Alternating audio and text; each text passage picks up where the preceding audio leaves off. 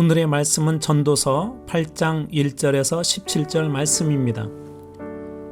전도서는 그냥 읽으면 인생의 허무함만 보입니다.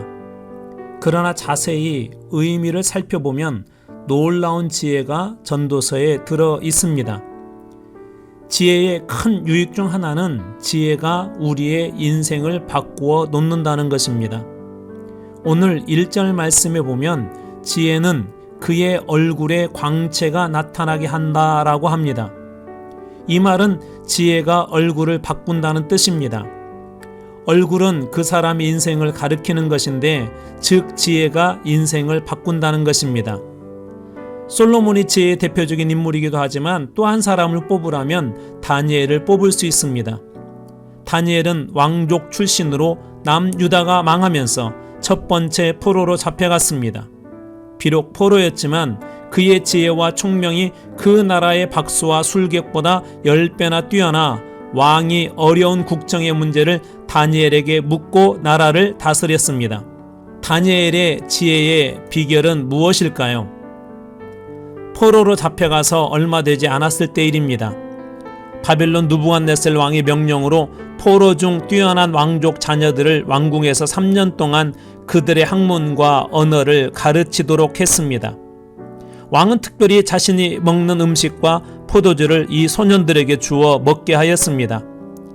포로 생활이지만 엄청난 특권을 준 것입니다. 그런데 다니엘은 정중하게 왕이 주신 음식으로 내가 믿는 하나님 앞에 범죄하지 않기를 구합니다 라고 청합니다. 왜냐하면 왕의 음식들은 우상에 드려진 제물인 경우도 있고, 고기의 경우 성경에서 먹지 말라고 한 부정한 짐승의 고기들이 있기 때문입니다. 왕의 명령을 거역한 것입니다.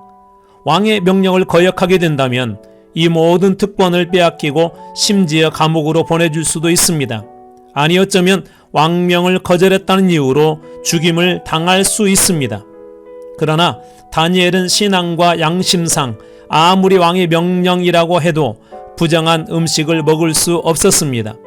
다니엘에게 진짜 왕은 바로 하나님이었기 때문입니다. 당시 그 지역과 주변국에서 최고의 권력자가 느부갓네살이지만 결국은 하나님의 계획과 섭리 속에 쓰임받는 일부분일 뿐입니다.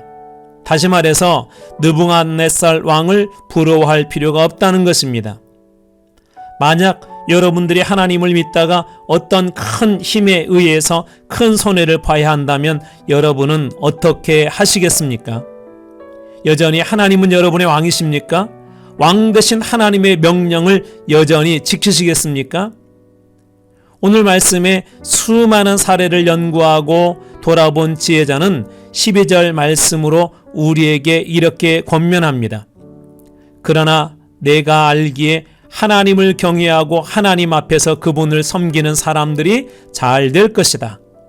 여러분 기억하십시오. 하나님을 경외하고 하나님을 온전히 예배하는 사람들이 결국은 다 잘 될 것입니다.